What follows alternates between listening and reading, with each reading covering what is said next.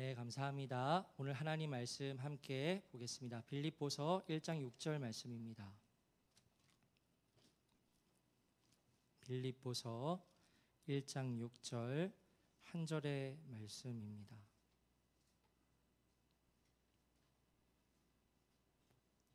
네, 우리 한 절의 말씀을 함께 읽겠습니다. 시작. 너희 안에서 착한 일을 시작하신 이가 그리스도 예수의 날까지 이루실 줄을 우리는 확신하노라. 아멘. 예, 오늘로써 그 세가족 교제에 대한 모든 내용을 마치게 될 것 같습니다. 오늘 설교까지 들으신 분들은 이제 세가족으로서의 양육을 수료하신 거고요. 그리고 동시에 여기 계신 모든 분들은 양육자로서 양육할 수 있는 조건을 가지게 된 것이라 할 수 있겠습니다. 그래서 앞으로 저희 교회에 세가족이 오시게 되면 이제는 1대1로 연결이 되어서 8주간의 시간을 가지게 될 건데요. 그래서 이제까지 7번입니다. 7번에 걸쳐서 그동안 나눈 말씀이 여러분이 이미 아시고 계신 말씀이었기도 하겠지만 함께 나누었던 그 내용들이 또 오늘 내용이 여러분에게 도움이 되기를 바라고요. 오늘 마지막 내용을 함께 나누겠습니다. 오늘 이 마지막 내용을 다루기 전에 먼저 구원에 대해서 다시 한번 되짚어 보면서 말씀을 나누려 합니다. 지난 주일의 말씀을 제가 간략히 말씀을 드렸지만 여러분, 구원은 어떻게 이루어지는 거지요? 성경에서는 무엇이라 말을 하고 있지요? 구원은 오직 믿음으로 이루어진다고 말씀을 하고 있습니다. 우리 로마서 1장 17절 말씀 함께 읽겠습니다. 시작. 복음에는 하나님의 의가 나타나서 믿음으로 믿음에 이르게 하나니 기록된 바 오직 의인은 믿음으로 말미암아 살리라 함과 같으니라. 아멘. 오직 의인은 믿음으로 말미암아 살리라. 이 말씀은 하나님의 의로 이루어지는 구원은 믿음으로 이루어진다는 것을 말하고 있지요. 그런데 여러분, 그렇다면 믿음으로 구원을 받는다는 것이 정확히 그리고 구체적으로 무엇을 말하는 것일까요? 믿음으로 구원을 받는다. 예수님을 믿는 믿음이겠지? 그러면 내가 이제 예수님을 믿겠다고 오늘부터 마음의 결단을 하게 되면 그게 믿음으로 구원을 받는 건가? 여러분은 어떻게 생각을 하세요? 내가 이제 예수님을 내 죄를 위해 죽으신 구세주로 믿어보겠다고 결단을 하면 이 사람은 이제 믿음으로 구원을 받게 된 것일까요? 이 부분에 대해서 현대 복음주의적 교회 역사를 보게 될 때 대부분 그렇다고 가르쳤습니다. 내가 마음으로 결단하고 예수님을 믿겠다고 말하면 그게 구원을 받은 믿음이라고 그렇게 대부분의 교회에서 가르쳐 왔어요. 그래서 영접이라는 개념이 굉장히 활성화되었습니다. 그리고 영접 기도라는 것이 생겨나서 막 많이 퍼졌어요. 그러니까 어떠한 사람이 전도하는 사람이 복음의 내용을 자세히 설명해 주고 그리고 그 복음을 들은 사람이 그 내용을 이해하고 그리고 받아들이겠다고 결단하겠습니다 라고 말하면 이제 같이 그때 영접 기도를 하는 거죠. 영접 기도를 하고 이 사람은 이제 믿음으로 구원을 받았다고 선포하고 여기는 겁니다. 그리고는 그 이후에 이 사람이 정말 구원을 받았는지 아닌지 점검을 하지 않는다는 거죠.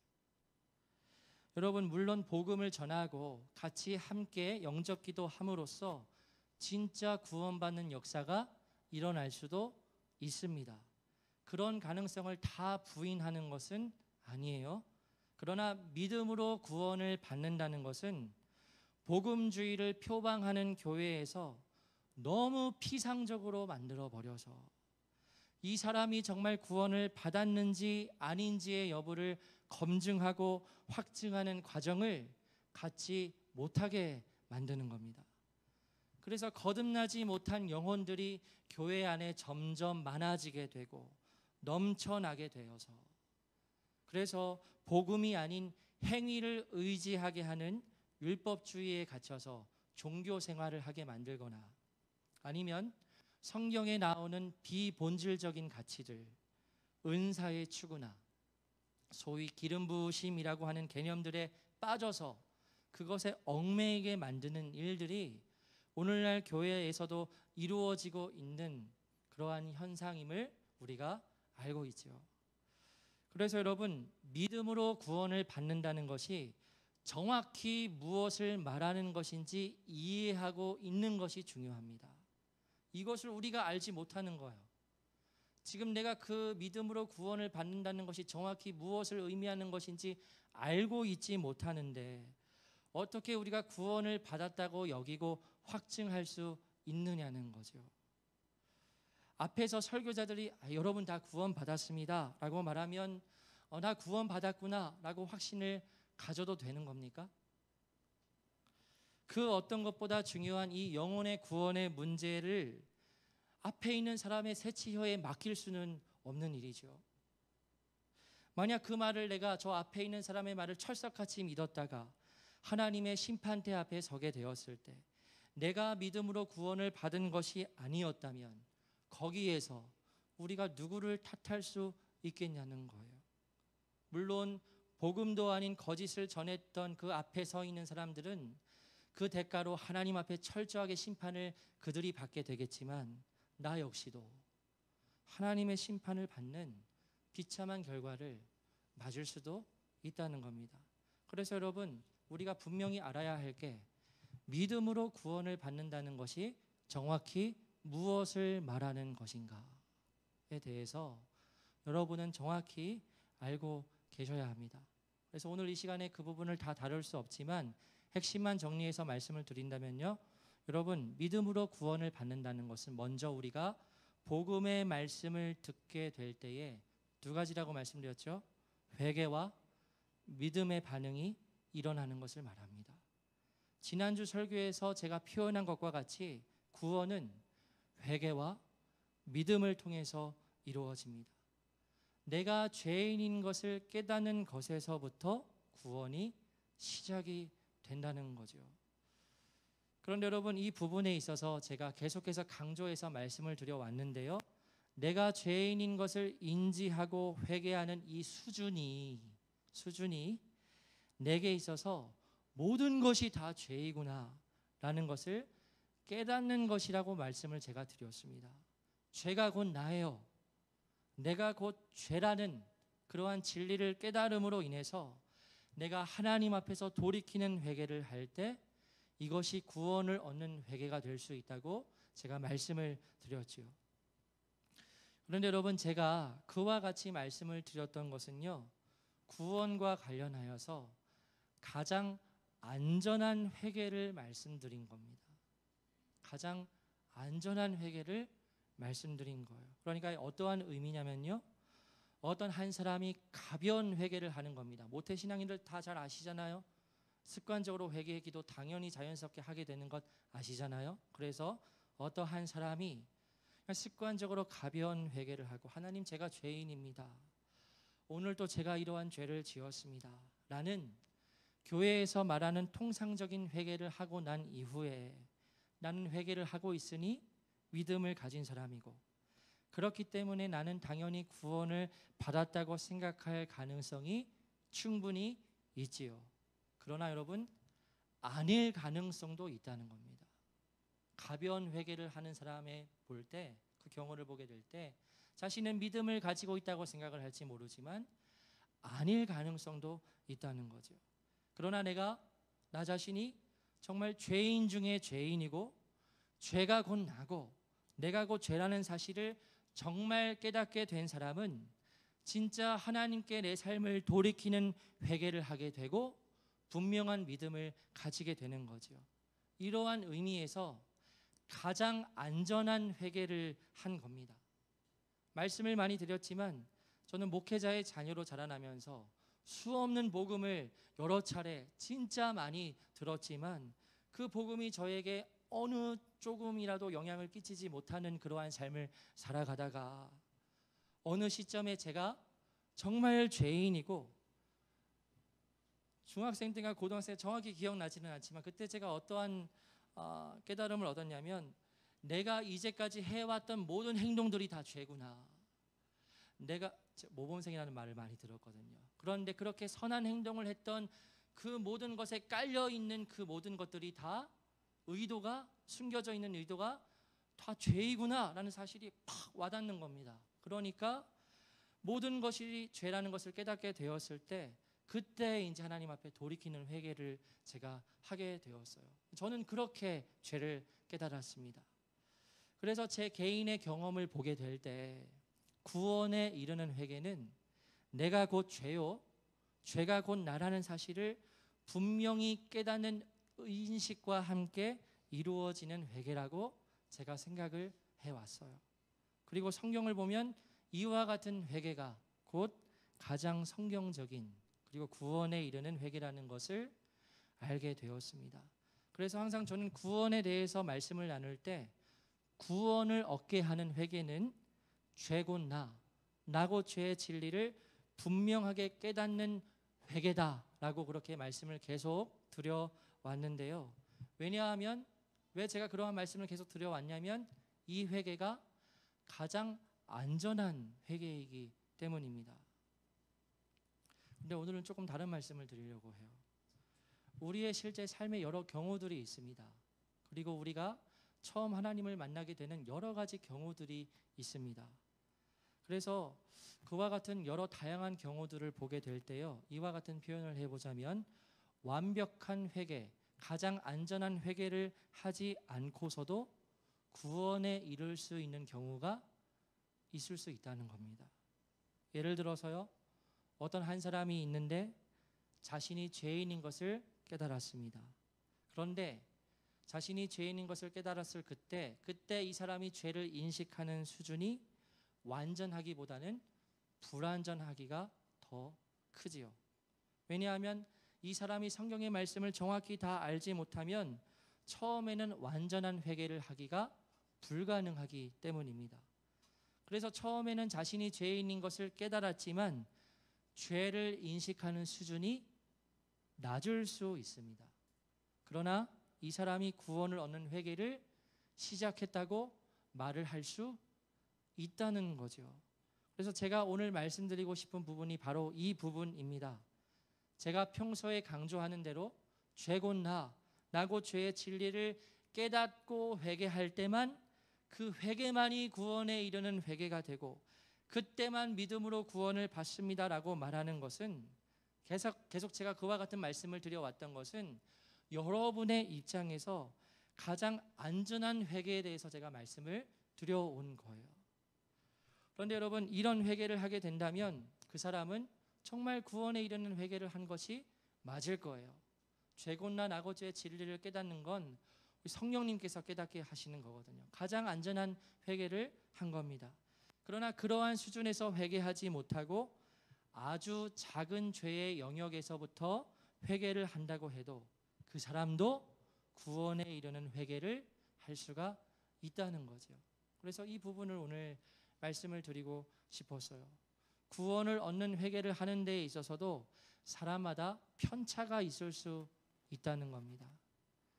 왜냐하면 제가 이 말씀을 드리는 이유는요, 제가 가장 안전한 회개라고 표현하는 그것에 대해서 말씀을 드렸어요. 여러분, 죄곧 나곧 죄, 내 모든 것이 죄라는 것을 깨닫지 아니하면 하나님께 이룰 수 없습니다. 이러한 말씀을 강하게 선포를 하게 될 때, 그런데 그때 이러한 생각을 하는 분들이 생기세요.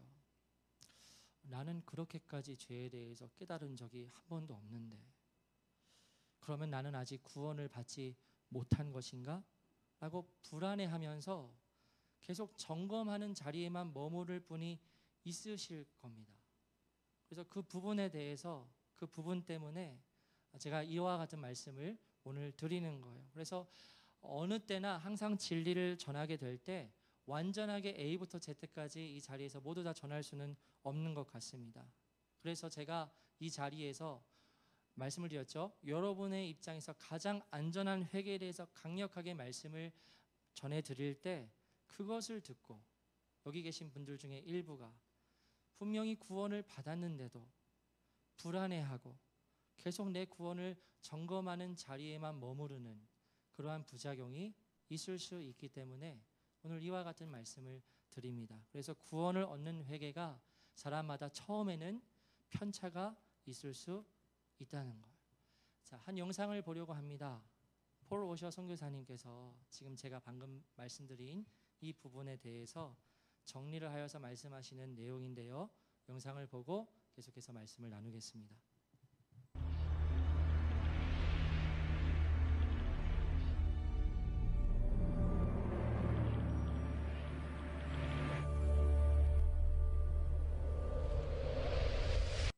One of the responses we get to a lot of people who have never heard biblical preaching before, maybe you could say hard preaching that causes you to examine yourself, they'll send us an email saying, I'm trying to be saved, but I can't. I'm trying to repent, but I can't. I'm trying to believe, but I can't. How would you counsel them? Well, first of all, there is also another fad out there that I have seen. You know, in America, basically, the offering of salvation is very superficial, and people superficially, they pray this little prayer, I'm saved. Well, there's a whole other group of people that are rising up that are reacting against that. And what they are is they're people, I've come in contact with them, it's amazing. They're almost saying, I'm seeking God, I've been seeking God for months or even a year, there's just no genuine repentance, there's no faith, and it's as though they're seeking to brag and boast and point out that they're not like all these superficial people, that they're completely different, and their testimony for some reason will be heightened because of all of this. Listen, I would tell them that they've moved out of the context of evangelical Christianity. The Bible commands you to repent. I would go through text after text saying, this is what the Bible commands you to do. But then, I would also help them with the Scriptures to discern what is biblical repentance.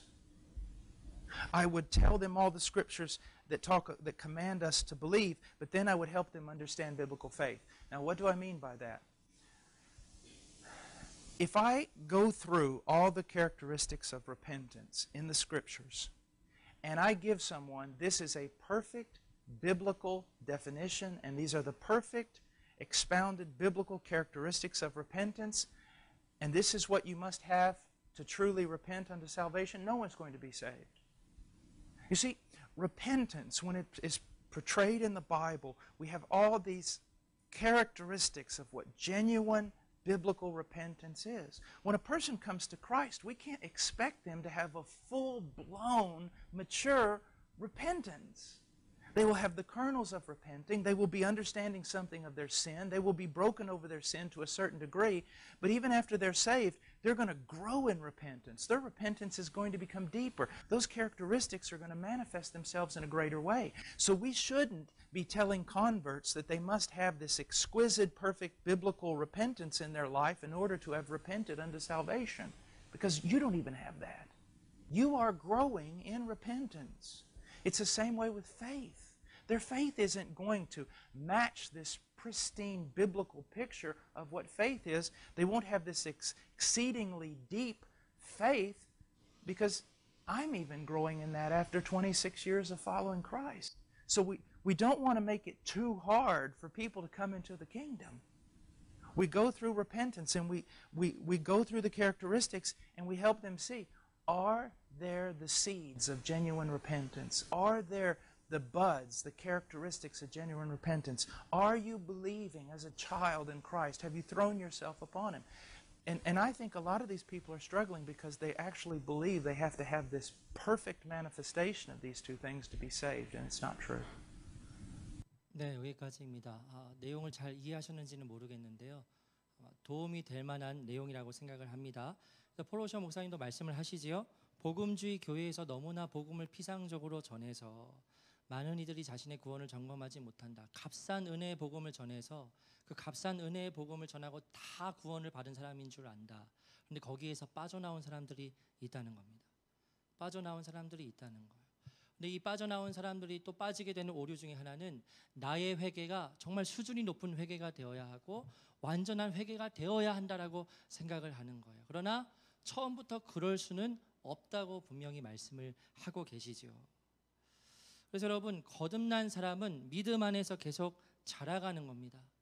회개도 마찬가지입니다. 회개도 작은 영역에서부터 시작되어서 회개가 자라가게 되는 겁니다. 아까 우리 서우자매 영적 신앙의 여정 나누어 주셨는데, 처음에 예수님을 만났을 때 죄인인 것을 깨달았다. 그때는 죄에 대한 깨달음이 어느 정도 있었겠죠. 그런데 또 이제 1년간 그 공동체 생활을 하면서 자신의 그 선함과 칭찬받았던 그 모든 것들이 다 이기적인 것이라는 것을 또 깨닫게 되고 회개했다고 말하죠. 그런 것처럼 회개의 영역이 점점 자라나게 되고 깊어지게 되는 겁니다. 처음부터 완전한 회개를 할 수가 없다는 거죠. 그래서 처음부터, 여러분, 다양한 경우입니다. 처음부터 죄곤나 나고죄의 진리를 분명히 깨달아 회개하는 사람도 있고요. 처음에는 적은 영역을 깨달아 회개를 시작하게 된 사람도 있다는 겁니다. 그런데 이 둘의 공통점은 분명히 있지요. 어떤 공통점입니까? 그 사람의 삶의 주인은 오직 예수 그리스도이시다 라는 그 공통점이 있다는 겁니다. 그렇기 때문에 그 사람에게서는 삶의 변화가 이루어지게 되는 거예요. 점점 신앙생활을 할수록 믿음이 자라나게 되고 회개도 조금 더 깊어지는 그러한 삶의 변화가 이루어지게 되는 것은 그 사람은 값싼 은혜의 복음에서 빠져나온 진짜 거듭난 사람이기 때문이라는 거죠. 그래서 오늘 이 부분을 설교 초반 부분에 나누고 싶었고요. 구원에 이르는 회개가 처음에는 편차가 있을 수 있다라는 점을 꼭 기억하시기를 바랍니다. 오늘 마지막 내용을 나누겠습니다. 지난주에 복음을 듣게 될 때 5가지의 반응을 하게 된다고 말씀을 드렸죠. 처음에는 기뻐하고 재헌신하고 영접하고 그리고 탐구하고 그리고 거절하는 5가지의 반응이 있다고 말씀을 드렸습니다. 그 중에 4번째 탐구하는 부분에 대해서 조금 더 말씀을 드리려고 하는데요. 우리가 복음을 전했을 때 그 복음을 전해 들은 사람이 제가 조금 더 생각해 보겠습니다 라고 탐구를 선택하는 경우가 있을 수 있지요. 그래서 그럴 때는 지난주에 말씀을 드린 대로 그 사람을 위해서 우리가 영혼을 위해서 기도해야 한다라고 제가 말씀을 드렸는데요. 그런데 그분들에게 우리가 또 권면할 수 있는 한 가지가 있습니다. 그것이 무엇이냐면 하나님의 말씀을 읽어보기를 권면하는 겁니다. 특히 복음서의 말씀을 하루에 20분에서 30분씩 꼭 한번 읽어보십시오 라고 권면하면서 그렇게 권면을 하게 될 때 반드시 믿음을 얻을 수 있을 것입니다 라는 확신을 얻을 수 있을 겁니다 라는 당부를 하면서 그렇게 권면을 해보는 거죠. 그래서 그 권면을 받아들여서 그 복음서의 말씀을 정말 그분이 꾸준히 읽기 시작하게 된다면 그 탐구를 선택했던 그 영혼은 성령님께서 직접 일하시기 시작하실 것입니다. 믿음은 그리스도의 말씀을 들음에서 나지요.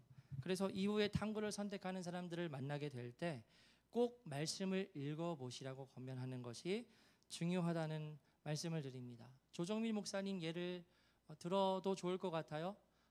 유명한 기자였고 안티 크리스천이었지만 이분이 결단을 하지요.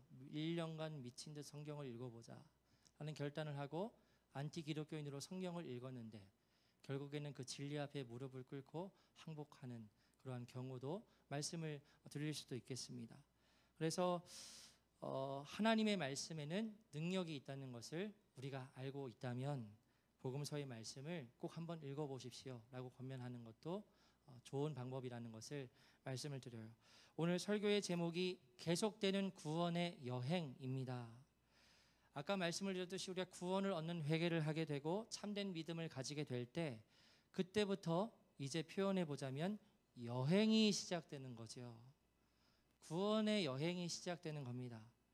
여행을 떠날 때 꼭 필요한 것들이 있듯이 이 귀한 영적인 여행이 아름답게 진행되려면 필요한 것들이 있습니다. 4가지인데요. 좋은 여행에는 먼저 지도가 필요합니다. 맵, 지도가 필요하고요. 그리고 인도자가 필요합니다. 그리고 그 인도자에 대한 신뢰가 필요하고요. 마지막으로 함께 걸어갈 수 있는 동반자가 있어야 합니다. 그래서 지도와 인도자, 그리고 인도자에 대한 신뢰, 그리고 마지막으로 동반자입니다. 그래서 이 각 부분을 매치시켜 보면 우리의 영적인 여행에 필요한 지도는 무엇일까요? 하나님의 말씀이지요. 인도자는 누구일까요? 구원받은 자 안에 거하시는 성령님이십니다. 그러면 그 인도자에 대한 신뢰는 무엇이라고 말할 수 있지요? 믿음이라고 말할 수 있고요. 그리고 마지막 동반자는 교회 공동체라 할 수 있습니다. 그래서 이 네 부분에 대해서 오늘 말씀을 드리려고 하는데요. 먼저는 지도, 즉 하나님의 말씀입니다. 하나님께서는 우리에게 꼭 필요한 정보를 텍스트를 통해서 주셨습니다. 텍스트가 뭐예요? 하나님의 말씀이지요. 실제로 성경은 세계 역사의 유래를 찾아볼 수 없는 대단한 책이라 할 수 있지요. 왜 그렇습니까? 수천 년에 걸쳐서 수십 명에 의해 쓰여져서 오늘날까지 보존이 되고 있다는 것도 대단한 가치이지만 무엇보다 구약부터 창세기부터 신약 끝에 이르기까지 하나의 통일된 주제로 이루어졌다는 것이 정말 놀라운 점이라 할 수 있지요. 어떠한 주제입니까? 예수 그리스도. 바로 예수 그리스도입니다. 성경은 예수 그리스도에 대해서 증언하는 책입니다. 구약 창세기에서부터 요한계시록에 이르기까지 생각해보세요. 수천 년입니다. 수천 년에 걸쳐서 기록된 내용이 하나의 통일된 스토리를 담아내고 있으며 같은 한 주제를 담고 있다는 것이 정말 놀라운 일인 거죠. 그래서 여러분, 우리가 정말 구원을 받았다면 하나님의 말씀을 사랑하지 않을 수 없습니다. 읽지 않을 수 없는 겁니다. 동시에 하나님의 말씀을 우리가 읽지 않고서는 우리는 자라날 수 없고 성장할 수 없습니다. 기도를 많이 한다고요? 무슨 은사를 발휘한다고요? 하나님의 말씀을 읽는 것이 선행되지 않으면 아무 소용이 없는 것이라는 것을 꼭 말씀을 드리고 싶어요. 그래서 정말 구원을 받은 값싼 은혜에서 빠져나온 정말 거듭난 믿음을 가진 성도는 하나님의 말씀을 사랑하는 마음이 있고, 그래서 그 하나님의 말씀을 늘 읽는 그러한 사람들이 되어야 한다. 더 강하게 말하면 될 수밖에 없다라고 말씀을 드리고 싶습니다. 2010년에 개봉된 한 영화가 있었어요. 일라이라는 영화인데요. 보신 분 여기 없으실 것 같습니다. 왜냐하면 별로 그렇게 유명한 영화는 아니어서 세기말을 배경으로 하는데요. 주인공이 여러 위기들을 겪으면서 끝까지 자신의 생명을 걸고 한 물품을 지킵니다. 굉장히 막 세기말이니까 황폐해요. 모든 인간들이 거의 다 사라지게 되고 약탈하고는 막 그런 성행하는 그러한 아주 황폐한 그 환경 속에서 이 주인공이 생명을 걸고 한 물품을 지키는데 결국에는 위험을 극복하고 또 극복해서 그 물품을 목적지까지 안전하게 인도하게 되는데요. 마지막에 그 물건이 무엇인지 나옵니다. 무엇이었을까요? 네, 성경이었어요. 세상에서 하나밖에 남지 않은 그 한 권의 책, 그 성경을 자신의 목숨을 다해 지켜서 안전하게 전달하는 것이 영화의 마지막 장면이었는데요. 그 영화를 우연히 시청하게 되면서 많은 생각을 했습니다. 이런 생각도 해봤어요. 우리 주위에 성경이 넘쳐나서 하나님의 말씀을 그렇게 귀하게 여기지 않을 수도 있겠구나. 얼마든지 휴대폰 어플로도 볼 수 있고 우리 집에도 굴러다니는 성경들이 하도 많아서 말씀을 귀하게 여기지 않는 것일까 하는 생각도 해보고요.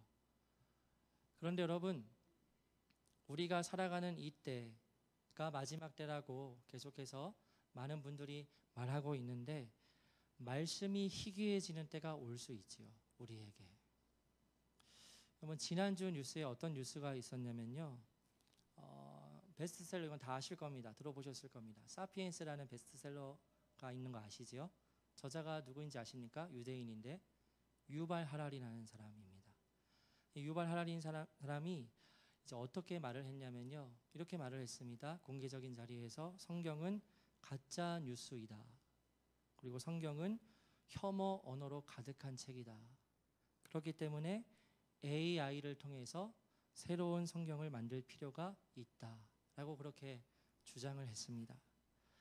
이 유발 하랄이라는 사람은 그 세계 경제 포럼이라는 곳이 있습니다. 들어보셨어요?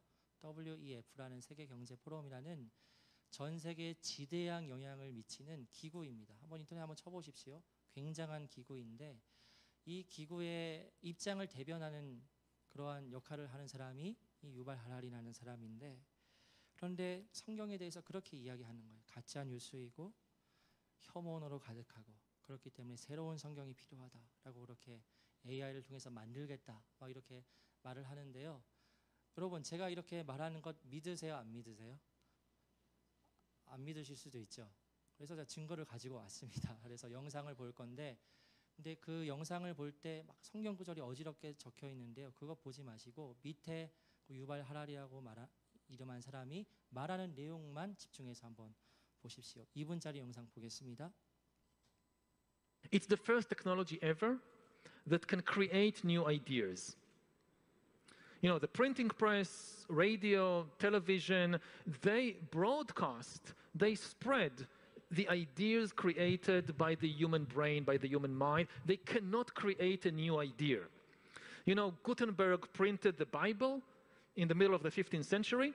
The printing press printed as many copies of the Bible as Gutenberg instructed it, but it did not create a single new page. It had no ideas of its own about the Bible. Is it good? Is it bad? How to interpret this? How to interpret that?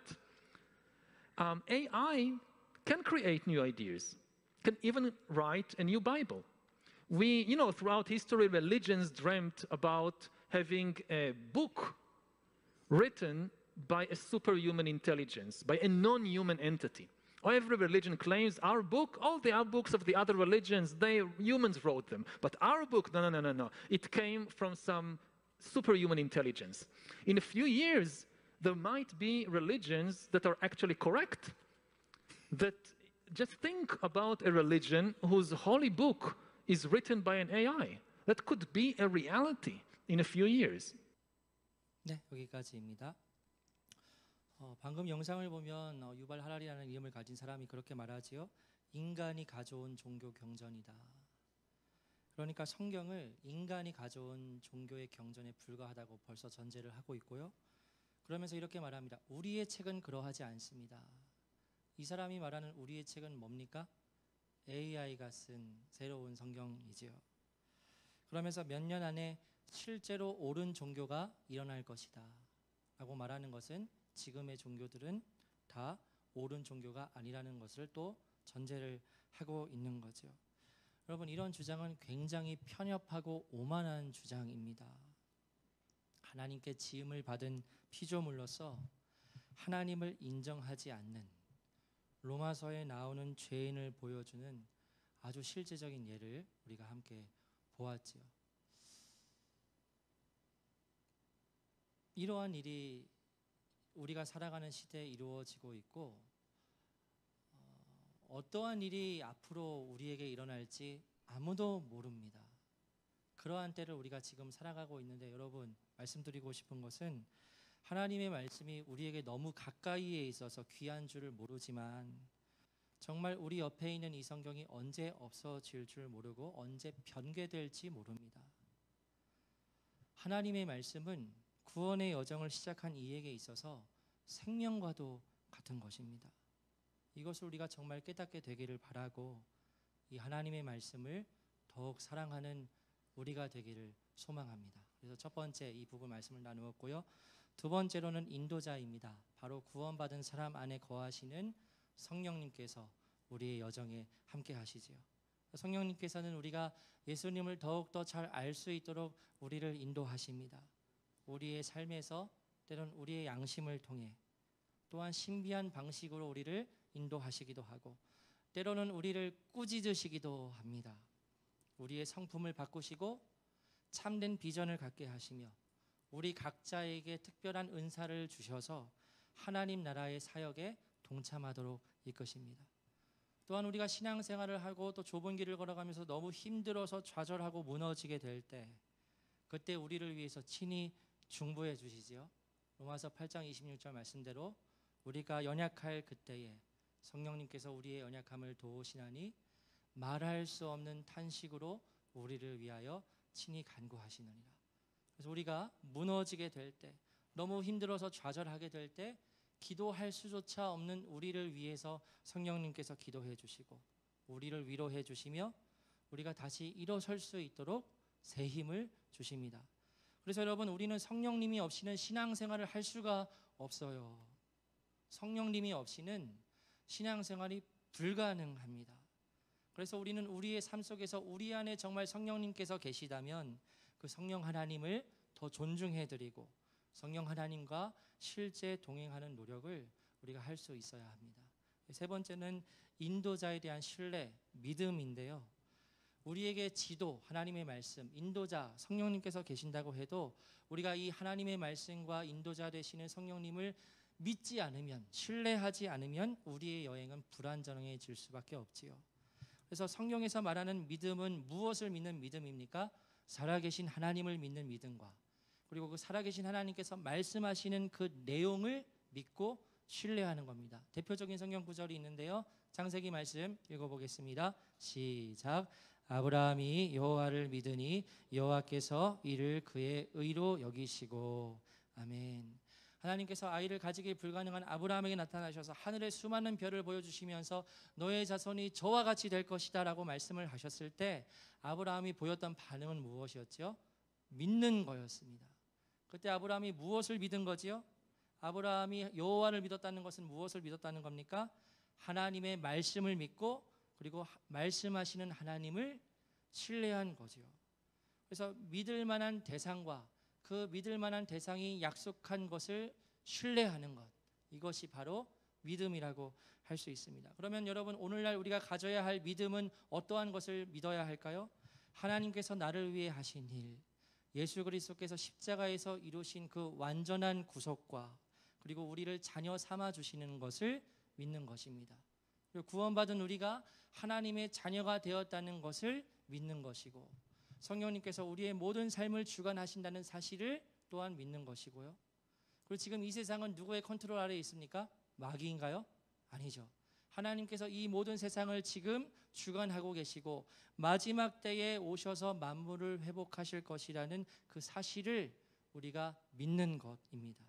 그래서 이 믿음이 우리에게 필요하고 이 믿음이 우리에게 있을 때 우리는 끝까지 구원의 여정을 걸어갈 수 있다라는 거지요. 그래서 계속해서 믿음으로 반응하고 살아계신 하나님과 하나님께서 말씀하시는 진리의 말씀을 신뢰하며 나아가는 그러한 믿음이 우리의 영적인 구원의 여행에 필요하다라는 거고요. 마지막으로는 우리의 이 구원의 여행에 동반자가 있다는 것입니다. 바로 교회이죠. 여러분, 교회는 건물이 아니고 일요일에 예배하는 집단을 넘어선 공동체이지요. 말씀을 드렸듯이 계속 구원받은 사람들이 모인 공동체이고 오직 예수 그리스도의 뜻의 하나를 이루는 그러한 공동체가 교회입니다.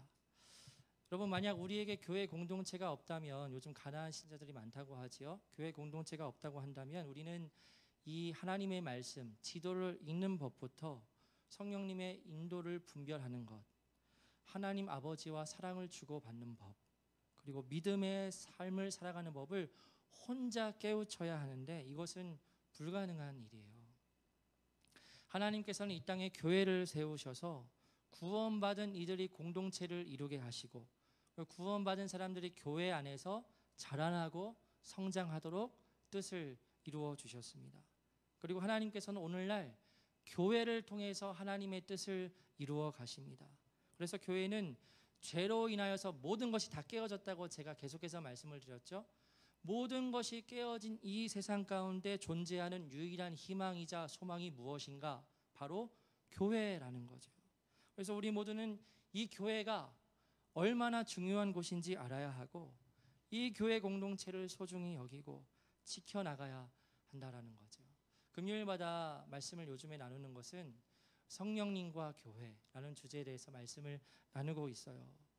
그래서 계속 강조드리는 말씀이 성령님 안에서 교회는 하나의 연합을 이루어가야 한다는 것입니다. 하나됨을 꼭 힘써 지켜나가야 한다라는 거죠. 말씀을 읽어보겠습니다. 에베소서입니다. 시작. 평안에 매는 줄로 성령이 하나 되게 하신 것을 힘써 지키라. 아멘. 여러분 방금 읽은 말씀대로 교회는 이미 성령님께서 하나 되게 하신 곳입니다. 보세요. 성령님께서 이미 하나 되게 하셨다고 말합니다. 근데 마지막에 바울이 뭐라고 권면하고 있지요? 성령께서 하나 되게 하신 것을 힘써 지키라. 힘써 지키라. 이렇게 말하고 있습니다. 무슨 말입니까? 성령님께서는 교회를 이미 하나 되게 하셨는데 이 하나 되게 하신 것을 교회를 구성하는 모든 이들이 힘써 지켜 나가야 한다는 겁니다. 제가 죄로 인하여서 모든 것이 깨어진 이 세상에서 유일한 희망은 교회라고 말씀을 드렸죠. 그러면은 마귀의 입장에서 우리의 원수인 마귀가 교회를 그렇게 공격을 한다는 것을 여러분들도 잘 아실 겁니다. 어떻게든 교회를 깨뜨리려고 합니다. 틈을 벌리게 만들고 그 틈 사이로 자꾸 마귀의 씨앗을, 죄의 씨앗을 넣어서 분열하게 만드는 겁니다. 그때 우리가 오늘 말씀을 꼭 기억을 해야 해요.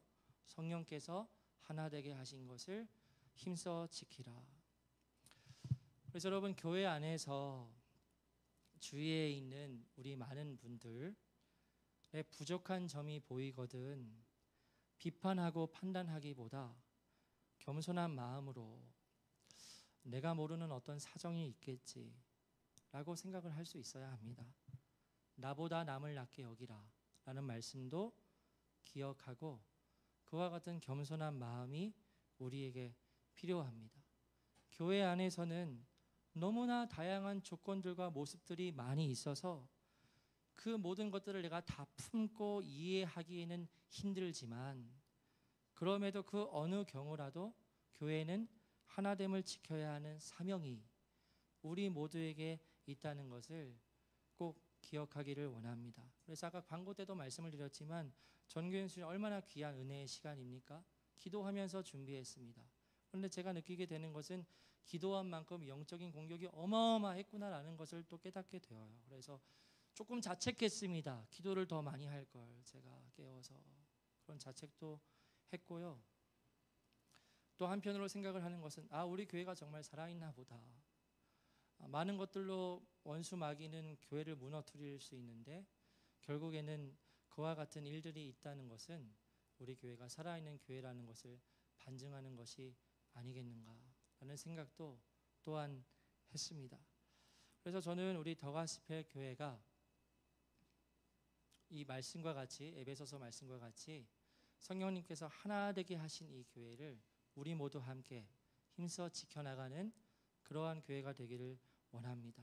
그래서 사람과 사람 사이가 나누어지고 편과 편이 나누어지고 자신의 인간적인 생각을 교회 가운데 펼치려는 그러한 마귀가 주는 씨앗을 함께 분별하고 오직 겸손함과 온유함으로 함께 사랑하며 섬기는 교회, 성령 충만한 교회를 함께 이루어 나갔으면 좋겠습니다. 그래서 주위에 있는 지체들을요 많이 보이시겠지만 모든 분들을 주 안에서 사랑하고 용납하는 그러한 교회가 되기를 원합니다. 말씀을 정리하려고 합니다. 오늘 본문의 말씀 빌립보서 1장 6절 말씀입니다. 함께 읽겠습니다. 시작. 너희 안에서 착한 일을 그리스도 예수의 날까지 이루실 줄을 우리는 확신하노라. 아멘. 여러분 방금 읽은 말씀을 한번 자세히 보십시오. 우리가 구원을 얻게 되는 참 회개를 했다면 이제 우리는 구원의 여행을 시작하게 된 것이라고 말씀을 드렸죠. 그리고 방금 읽은 본문 말씀에서는 이 구원의 여행이 끝까지 잘 이루어질 수 있도록 주관하시는 이는 바로 하나님이시라 라고 그렇게 고백을 하고 있습니다. 너희 안에서 착한 일을 시작하신 이가 누구십니까? 하나님이시죠. 그 하나님께서 그리스도 예수의 날까지 이루실 줄을 우리가 확신한다는 겁니다. 그래서 우리 더가스펠 교회에 계신 모든 성도님들 구원의 여행에 참여하시게 된 것을 먼저 축하드리고요. 이건 제가 100% 확신은 못하겠습니다. 참여하셨나 다 그런 이제 생각은 항상 있어요. 어쨌든 축하드리고요. 이 구원의 여행에 꼭 필요한 4가지의 가치들, 하나님의 말씀, 내주하시는 성령님, 그리고 하나님과 그 하나님의 말씀을 붙드는 신뢰하는 믿음, 그리고 함께 동행하는 동반자인 교회를 내 생명만큼 소중하게 여겨서 주님께서 오실 때까지 우리 함께 구원의 여행을 끝까지 함께 걸어나가는 우리 교회 공동체가 되기를 주님의 이름으로 축복합니다. 그래서 이 네 가지의 지표를 꼭 기억하시고 또 속회를 하시는 분들은 이 말씀을 가지고 나누시기를 바랍니다. 우리 함께 찬양하고 우리 기도하는 시간 갖겠습니다.